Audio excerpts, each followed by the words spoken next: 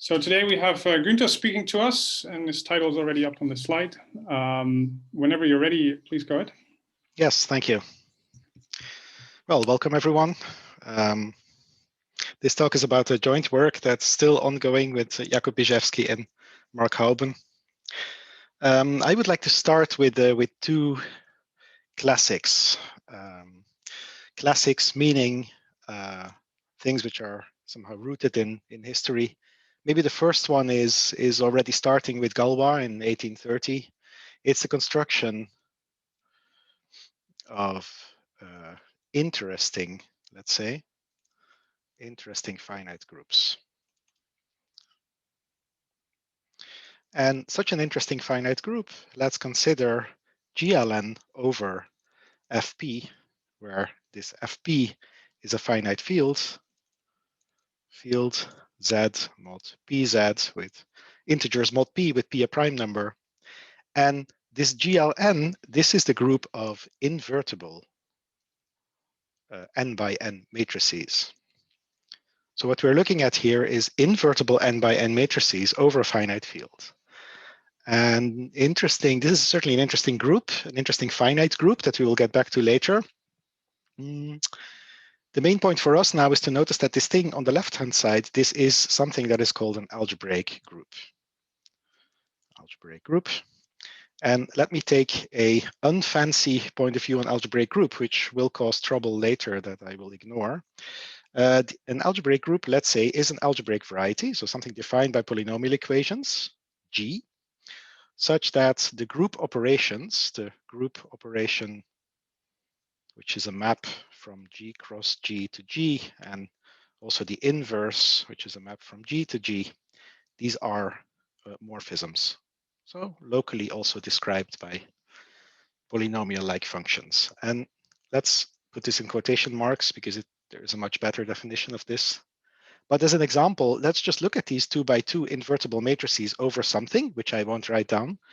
If you have such a 2 by 2 invertible matrix ABCD, how could you make this into an points of an algebra or an algebraic variety? Well, you could just look at the coordinates that are there.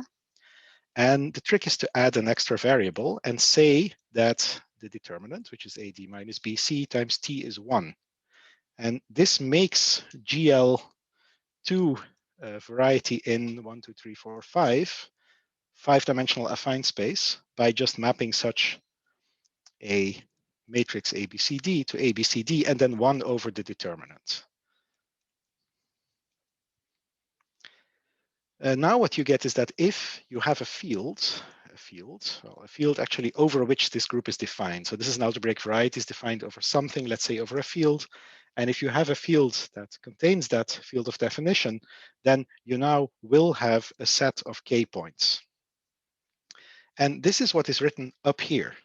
Up here, you see this algebraic group of invertible n by n matrices. And we look at entries in a field with p elements. There is some kind of trouble with this. If you want to do this functorially, then there is some problems. For example, there are things such as PSL2 over finite fields that are not points of a functor of points or so. But let's ignore this and let's just look at this example of an algebraic group. And let's look at a few more examples that will occur in the talk. There is this fancy gadget, which is rather easy. This is the multiplicative group.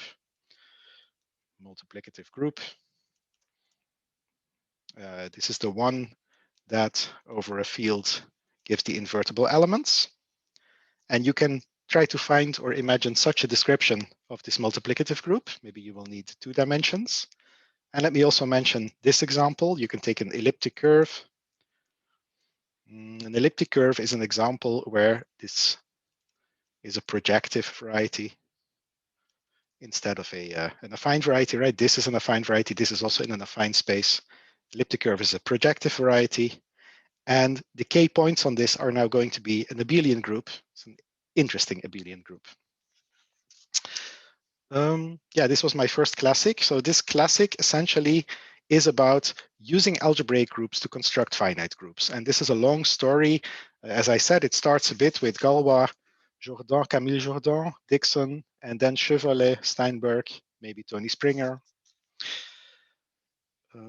Let's switch to another classic, classic 2. Classic 2 for me is the prime number theorem. This is what I secretly wanted to talk about today. PNT. PNT is an observation about this very erratic counting function, the number of primes less than or equal to. Sorry, it might be just me, but it seems that the screen is stalled. We're the seeing screen is stalled? CLA, and then it stops there. Not my screen. Oh. Now it's back. It just synced. Okay, good. Yes. So just give it some time. Okay. Yeah. Okay. Good. Yes. Yeah. So let's look at this function. This is the number of primes smaller than or equal to x.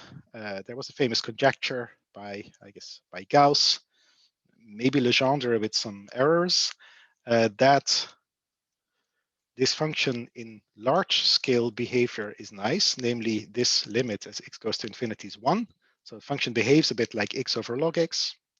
Conjectured in the 18th century. There's a result that's kind of relevant for what we'll say later. It's Chebyshev, who proved that this expression, maybe not the limit is 1, but he proved that it is between, or that it is in an interval, that it is between two explicit numbers. Actually, in the case of Chebyshev, these were pretty close to 1. And then there is a famous proof done independently by Hadamard, proof of this, right? Hadamard and de la Vallée-Poussin.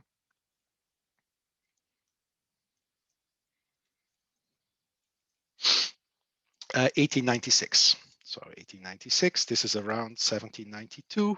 Says Gauss. I mean, Gauss actually discovered this as a kid, essentially, but never published it. But he remarked this like, I don't know, 50 years later or so. If you want to do a modern proof of this, you can either do an elementary proof, like Donald Newman did, but there you can do a structural proof using Tuberian theorems. And let me just make one remark, which is that there is like a better version of this theorem, which is that there is an interesting function that approximates this. It's called the logarithmic integral. It's this integral of dt over log t. It's like the density, which is here, this integral. And then the error term is pretty interesting. So let's put a theta here, x to the theta log x. And this theta, this is the maximal real part of a root of the Riemann zeta function. Yes, of course, it would be nice to have the best possible theta. The best possible theta would be a half, but to prove that this is a half is the Riemann hypothesis. And it's kind of interesting to observe that many people tend to forget this, but the Riemann hypothesis is about the zeros of the Riemann zeta function. Well, actually, you could say the Riemann hypothesis is about the error term in the prime number theorem with the logarithmic integral. And you really don't need to do this kind of complex analysis formulation here. You should maybe focus on this. And we will later see a case where this maybe doesn't make a lot of sense, but this does make sense. Okay. Well, this is the two historical things I wanted to mention, but now I wanted to show you two computations. And these computation, the computation number 1, this is actually getting back to what we had before. We have a finite group, GLN-FP, and I just want to show you how many elements this group has, or a way to compute this. And there is a clever way to compute this. I actually learned this in my first year in Ghent, but of course Ghent is the epicenter of finite geometry. How can you compute this number of elements in a finite set? A very bad idea is to start filling up a matrix and then trying to make sure it's invertible. A very good way to compute this is to observe that this is the automorphism group of an n-dimensional vector space over this field. And so you can compute this by computing a basis, yeah, right? Because this automorphism will be given by the matrix that says what it does to the standard basis. And how do we do this? We choose one vector, which is linear independent of nothing, so it shouldn't be 0. So we can do this in p to the n minus 1 ways. Then we should choose a second element. This shouldn't be on the line given by this first chosen vector. So these p elements on this line should be subtracted, and then we subtract the plane spanned by these two chosen vectors, etc., and go on up to the last. This is a very cute formula, very cute elementary computation. And this seems maybe unrelated to the second computation, but the second computation is actually very related, we will see. Let's define for now a number PL. This is the number of monic irreducible polynomials over a finite field. Let's say F, oh, I was going to do FQ, but let me do FP of degree L. This is a bit analogous in the polynomial ring over a finite field to prime numbers of a bound prime numbers below something, right? But actually it's fixing the degree. Well, if you do this, then you can look at something which is like the prime counting function, but then in polynomials, which is counting all monic irreducible polynomials of degree less than or equal to x. And as it turns out, this is asymptotic to q over q minus 1 times q to the x over x. And this should remind you of, let's try to go up here. This should remind you of this. Yeah, this is x over log x. And we are now here in a different scale. We're like more exponential. But this is also more or less the q, this is the q logarithm of that. And there is another factor in front of it, which is not 1. It's kind of interesting. Actually, also here, you can do better than the previous bound. And let me try to squeeze this in here. There is a function which is like the logarithmic integral. It's q to the k over k summed up to x, and the elementary thing. Q is p, by the way. Oh yeah, let's agree from now on that q is p. Yeah. This plus big O, and there's an error, q a half x over x. And this half, this is a very interesting half. This half is the half of the Riemann hypothesis. Contrary to this prime number theorem, this asymptotics is pretty easy to prove. This is pretty easy to prove by using unique factorization of polynomials into irreducibles. So I won't do it, but this is really, really by far much, much easier than the other case. Let's now try to get fancy and reinterpretation of these two things. So the first one, trying to make things more complicated than they were. The first one is to look at this as the number of fixed points of a map. The map is the Q Frobenius, as it's called. The Q Frobenius is something which on coordinates just raises every, oh, Q is P, right? So we agreed to do that. Raises everything to the power Q, acting on, but then the points of GLN, but over the algebraic closure of FQ. And the funny thing is that in this way, this finite count of this finite interesting group is given as a fixed point count, but on the points of an algebraic group over algebraic closure. And why is this the FQ points? Well, you should recall that an extension FQ to the something is given by the solutions of the equation xq to the something is x. Yeah. So this is one reinterpretation. We are now already in dynamics because we're looking at the fixed points of some map on some object. And there is something similar with PL. PL, remember, this was the number of monic irreducible polynomials of degree L over a finite field. These are the, well, let me use the word prime, the prime or closed, the prime orbits of length L for this Q Frobenius acting, but now acting on something else, acting on, well, essentially acting on the line over the algebraic closure over FQ, or let's write something fancy for this. There's a little a here on the additive group over FQ bar. So why is this true? This is true because if you have an irreducible degree L polynomial, this is going to define, the splitting field of this is going to be a field with Q to the L elements. And the roots of this polynomial, which are an L length orbit under this Q Frobenius, are going to be primitive elements for this extension. Yeah? So because the Galois group of an extension of finite fields is cyclic, you find, well, and if it's degree L, it's cyclic of order L, you find exactly this. So we're now in a situation where we haven't used it yet, but I am going to use these reinterpretations of the original results in dynamical terms to re-examine the original results. So in order to do that, let's do general stuff from dynamical systems. And this will be notation that you should try to remember. We just start with a set, S, and we start with a self map of this set from S to S. And if we do this, we can iterate it. We can do it and compose it n times with itself.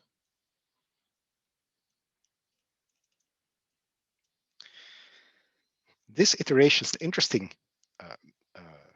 further self map, and we can do the following notation. This is very convenient. So to the power n means compose n times with itself. And if there's an n below, let's agree that this is the number of fixed points of this Fn in the set S. And let's assume in the talk that Fn is finite for all n. This is a weird assumption that we'll make throughout. Makes life easier. Also important to remember is that the number of fixed points, it's actually the physical number of fixed points. So no multiplicities, whatever multiplicities would make sense, nothing fancy, just count actual fixed points. This is an interesting number that we have. And with this number, we can build a zeta function. And this is maybe one of the two essential objects of the talk. It's the Artin-Maser zeta function. And it's this zeta function. This function is variable small z. It's an exponential generating function for these numbers. Well, actually, like so, as a formal power series. Now, it will turn out in our examples that it will converge somewhere to a complex function, but in general, it's a formal power series. And the trick with the formal power series is that here, it encodes somehow these numbers Fn. The other thing we will look at, so this somehow relates a little bit to counting fixed points up here. You remember this example? If you count fixed points here, but in fields FQ in which you vary Q to be a different power of P, then you're a little bit in the situation of this example. Now something else, orbits. Orbits of a point S in S. An orbit is what it is. It's all the values of the iterates on S. It's periodic if there is an N0 that gets you back to S. And it's going to be called a prime. Well, this word prime is not always used, but in some dynamics literature it's used as prime orbit of length L. This is an orbit of some point which is exact size L. So after L moves, you're back, and this has exactly L elements. Yeah, so not earlier, no earlier returns. And once you have this, you can look at PL. This is now the more general case. This is the number of prime orbits of length L. And you can look at the counting function, the prime orbit counting function. The prime orbit counting function is the sum of all these things up to an integer x. Let's now do an integer x. Yeah, so two maybe observations, two remarks.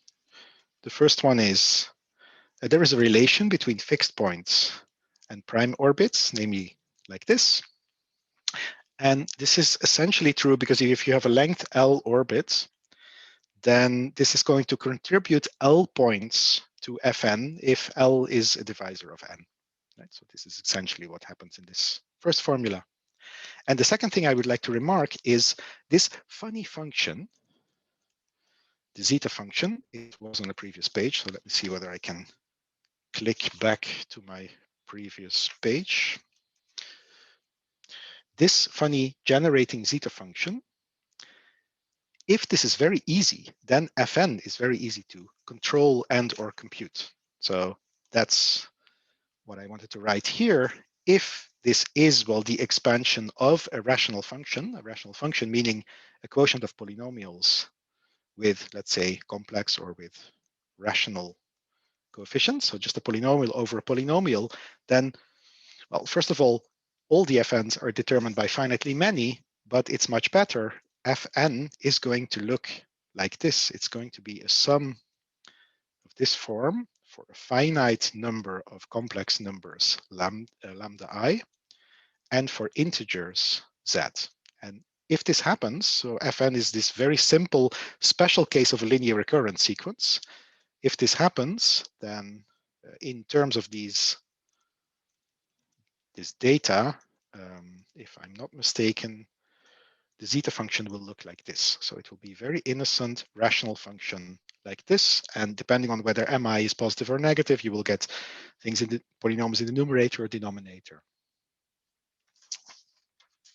Okay, so it's time to do some examples. And I think I essentially have 3 examples of this for now. And I think these illustrate very well what is happening. So what you can do is you can take the Riemann sphere, C hat, and you can consider a rational function in the Riemann sphere. A rational function, the Riemann sphere in some variable, maybe u. And let's assume for simplicity, this is not a linear thing. So degree at least 2. Then this function zeta f, this dynamical zeta function, this is a rational function. And this is a property in complex dynamics. It's due to Hinkanen in '94. And it essentially follows from an interesting deep result of Milner on finiteness of multipliers. This is one of the first results in complex dynamics, I think. So here's an example where a rational map of Riemann surfaces, you can just compute fixed points, no fixed points of all iterates by knowing finitely many. And actually, there is an expression for this in terms of dynamical invariance, in terms of multipliers. Let's do a completely different example, but with a similar result. If you take an algebraic variety that is defined over a finite field, let's say FQ, then if you look at the dynamics on this of the Frobenius at Q, so raising every coordinate to the power Q, this is a map. Well, it's defined on this algebraic variety because the algebraic variety is defined over FQ, but you can apply it to points in the algebraic closure of FQ. And now this zeta function, this is the Weil zeta function. Zeta function, the famous Weil zeta function that is actually also a rational function. This is due to Dwork maybe first, then Grothendieck. Dwork proved this with periodic analysis, and Grothendieck gave cohomological formalism for this. And the crucial thing here is that Fn, this is the number of fixed points of a power of Frobenius, the nth power of Frobenius, this is the number of solutions to the equation of this algebraic variety over the field with q to the n elements. So this is why you recover this well. Yes. So here is a rational. Here is a rational function. Let's see how the story continues. And for this, I have a little exercise for the audience because probably the audience is asleep by now. Let's see. Oh no. Let's take an algebraically closed field of characteristic P. Yeah, P was a prime number, but let's say it can now also be 0. And let's look at this pretty innocent map on the non-zero elements of K, just raising x to the power m for some integer m. And this K star, maybe it's good to remark. Can I synchronize? What do you mean? Oh, there was just a temporary lag again, but it's fixed. Yeah, it's okay. It should be okay. Yeah. Just, you will see magical formulas just appear suddenly. Yeah. So I'm looking at power map, just raising to the power m for some integer on the multiplicative group of an algebraically closed field. And just think first of the complex numbers. So just think of maybe a field of characteristic 0. So let's say the complex numbers. What is the number of fixed points of the nth iterate of this map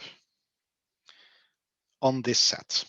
So this is just a complex, non-zero complex numbers. Well, this is the number of solutions of what? X to the m to the n should equal x.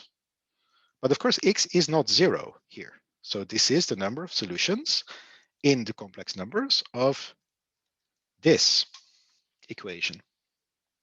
And this equation, luckily for us, has m to the n minus 1 distinct solutions, the roots of unity of this order.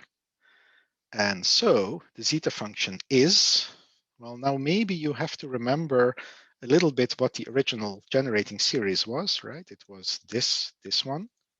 And maybe you will recognize that if you plug in, let's say 1 or something like this here, you get a series in the inside that is a bit like the logarithm of 1 minus z, and then you exponentiate. And actually, if I did this correctly, then what comes out is this very innocent looking rational function.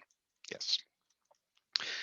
So to avoid this story getting very, very boring, let's take a field of characteristic P positive, algebraically closed, and let's look again at Fn. Well, Fn is still the number of solutions in this algebraically closed field of this equation. But what is this now? Yeah, I'm not trying to synchronize, but I'm just trying to be silent to make you think a little bit about this. What is this now? Well, now there is something funny, because imagine that in characteristic P, you're trying to solve this equation. Well, this equation will have only one solution because this is equal to this. You know, this is my favorite world. The binomium of Newton is very easy. This is this, and this will have only one solution, namely 1. So there is something funny going on here. So let's put a little red color here. There's something funny going here with counting these solutions, even in an algebraically closed field, due to inseparability, essentially. And I'm going to write the answer as the old answer, namely it is this characteristic 0 thing, but now corrected by something p-adic, namely corrected by the p-adic absolute value.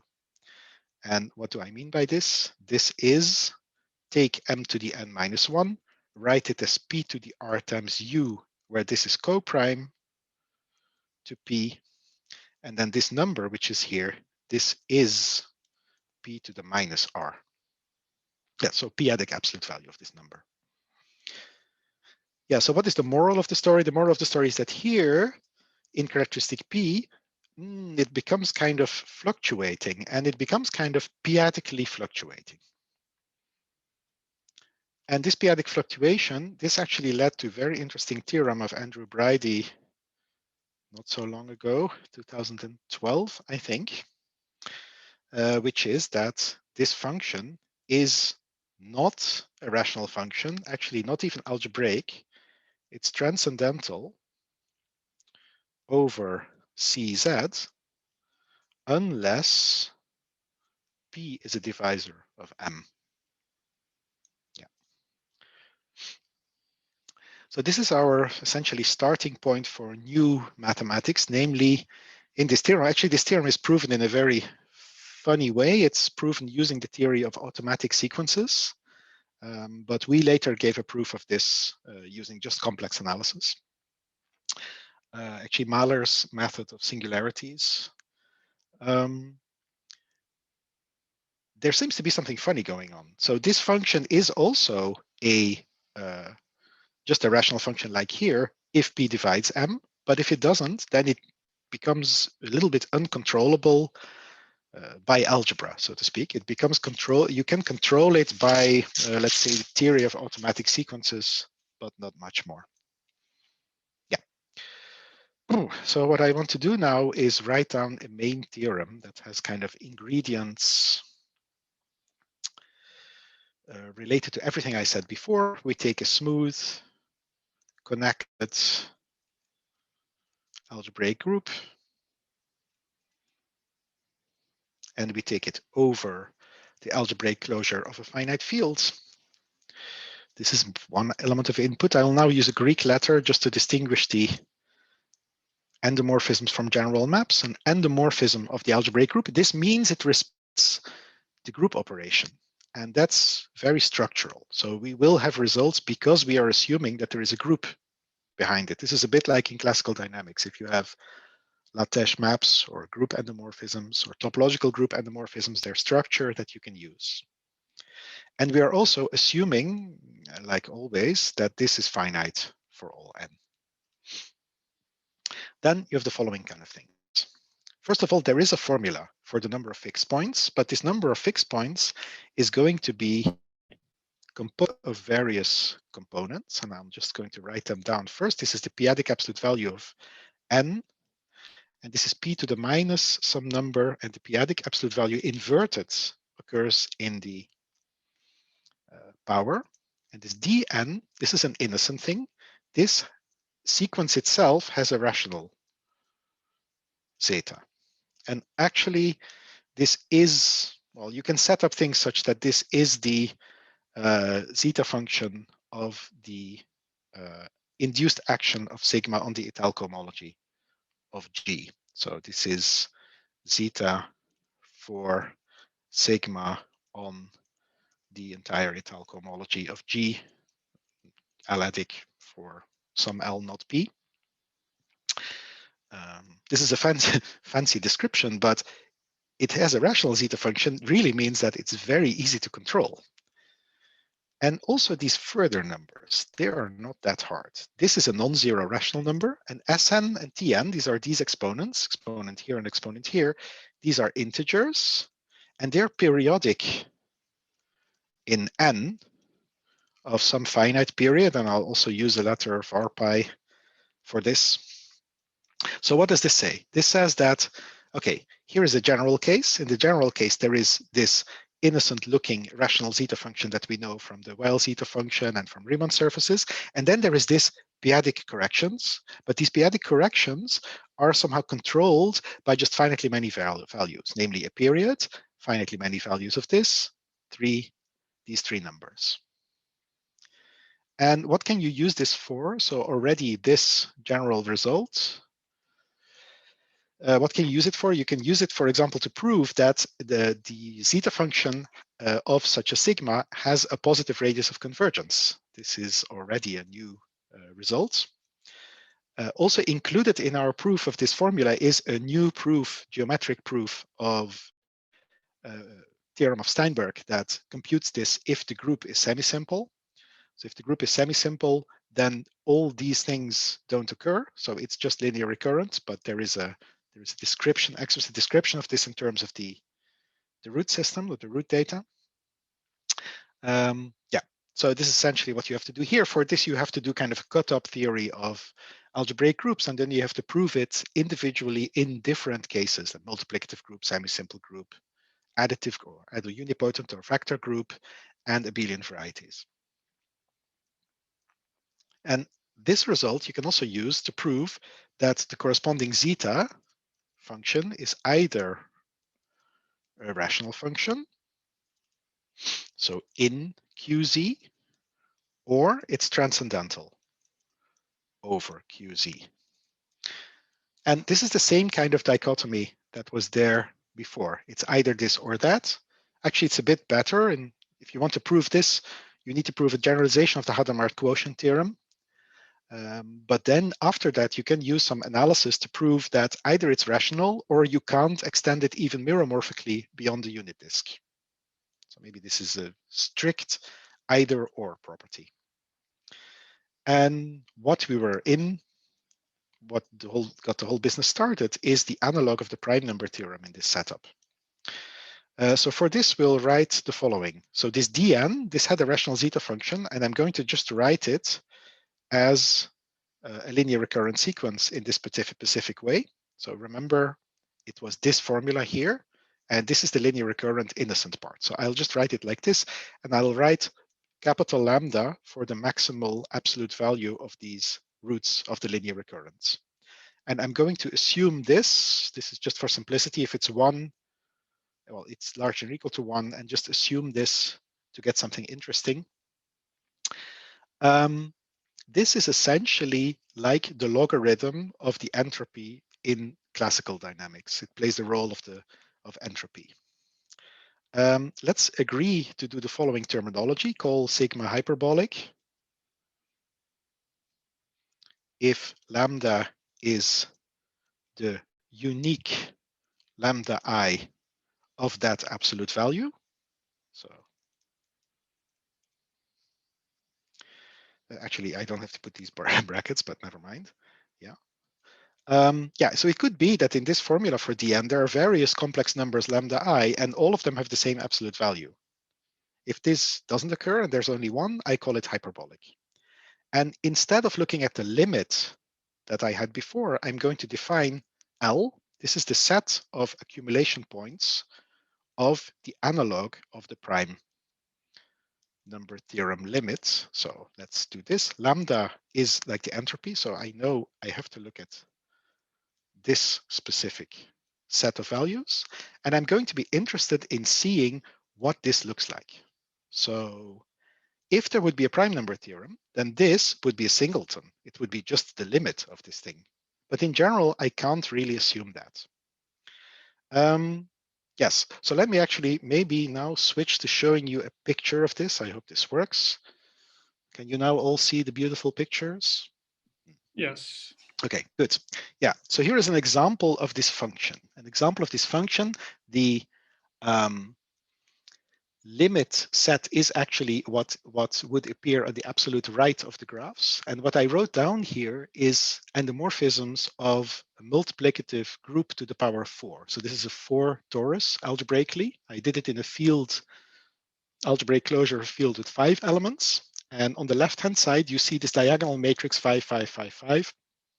The matrix is written in the character group. So, I mean, this is the map that raises all coordinates to the power of 5. So there are 4 coordinates on this GM to the 4, and you raise them all to the power of 5. This is just a Frobenius. And what you see in the left graph is that there is an actual limit point. Yeah, you see all these dots. This is up to 1,000. So if the x is 1,000, you see it going to one unique point. Then the middle thing is just a randomly chosen, not two specifically, but really randomly chosen element. And what you see is that it appears that there are several limit points. And the question is, what is the structure of that limit set? And the third one that is here, well, actually the middle one is one that is hyperbolic. So this is one where the linear recurrence that you get has a unique lambda I with absolute value lambda. And the right-hand side isn't. The right-hand side has 3 lambda i's. This is made using Salem numbers. So the sigma is companion matrix of minimal polynomial of a Salem number. And if you do this, then you get this funny graph that looks like trigonometric functions. And this also seems to go to some funny limit set, and we don't know exactly what this limit set is. So it seems there's 3 kinds of behaviors, and these 3 kinds of behaviors we are going to see now in the theorem, or the result about this limit set. So the result about this limit set is as follows. So first of all, the limit set, well, it's in the positive real numbers and it's compact. And this looks like an innocent theorem, but this is actually essentially the same as Chebyshev's theorem. So what this says is that there is an upper and a lower bound for this limit in the real numbers. Then there is something funny. There is a topological group. We call it D sigma. It's called the detector group.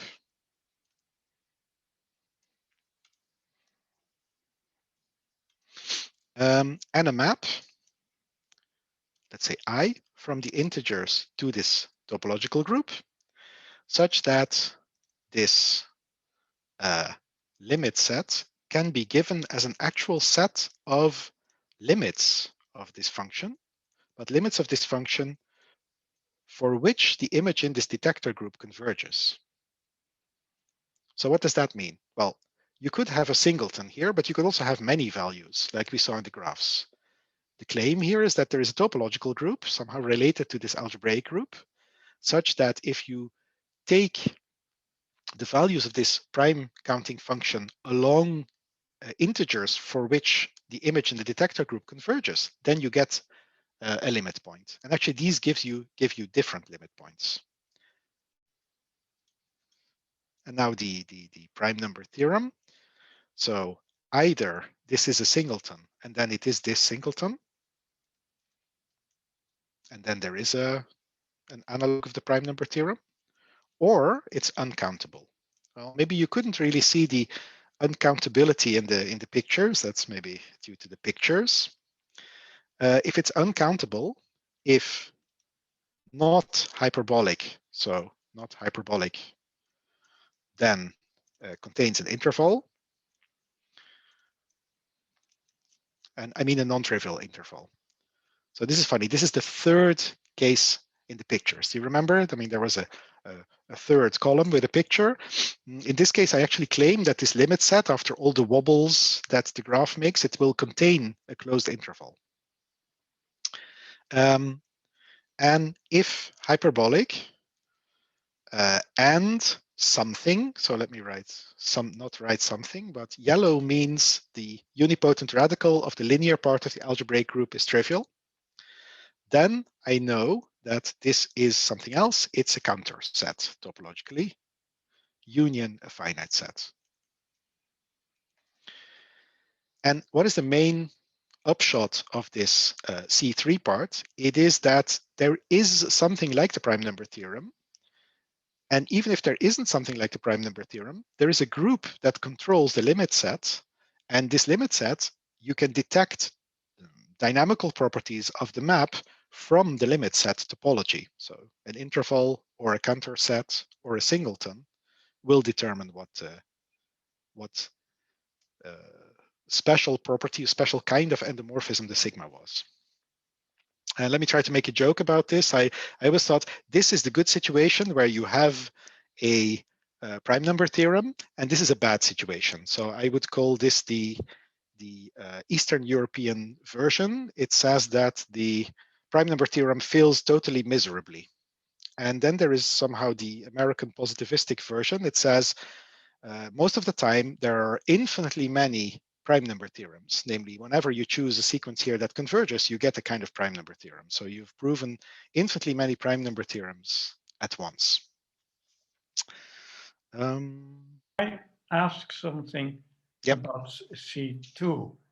I'm not quite sure. What does it mean that I of X converges?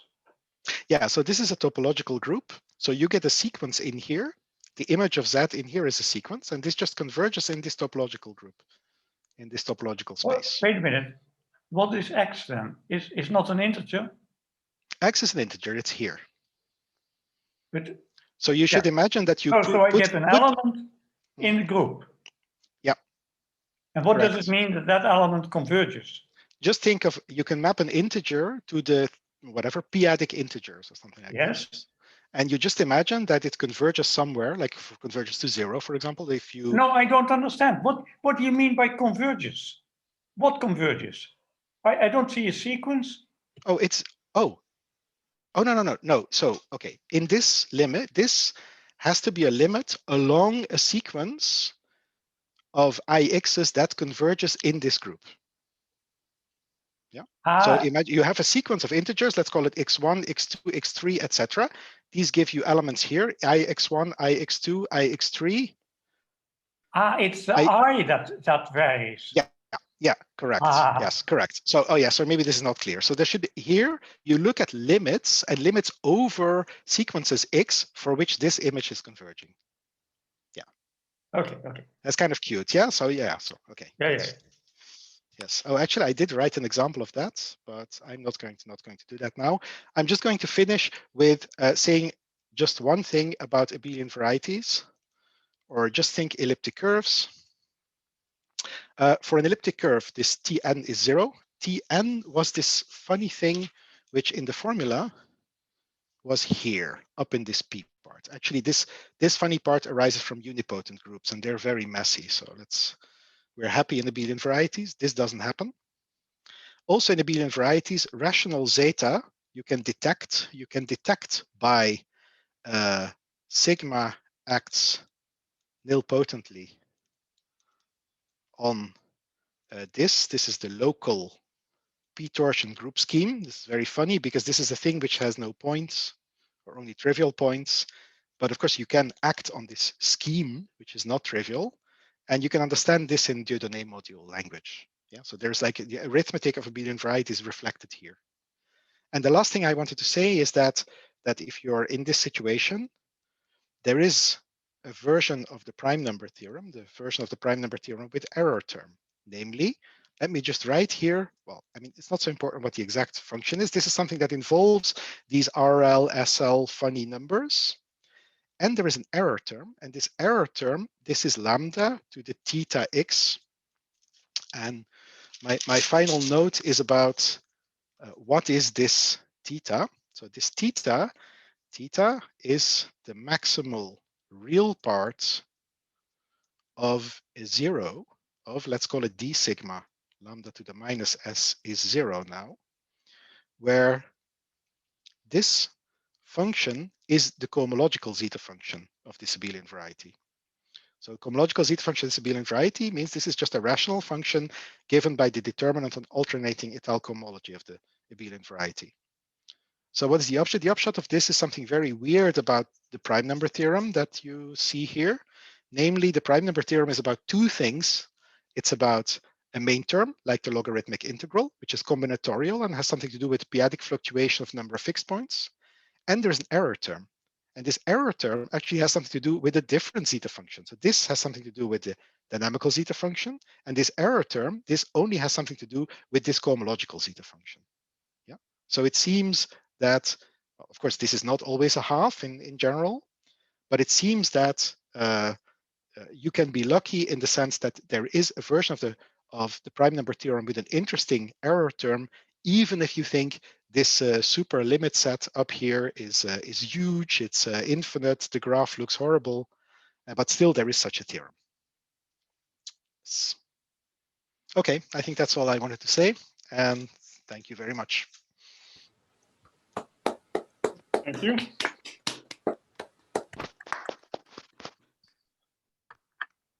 Questions from the audience?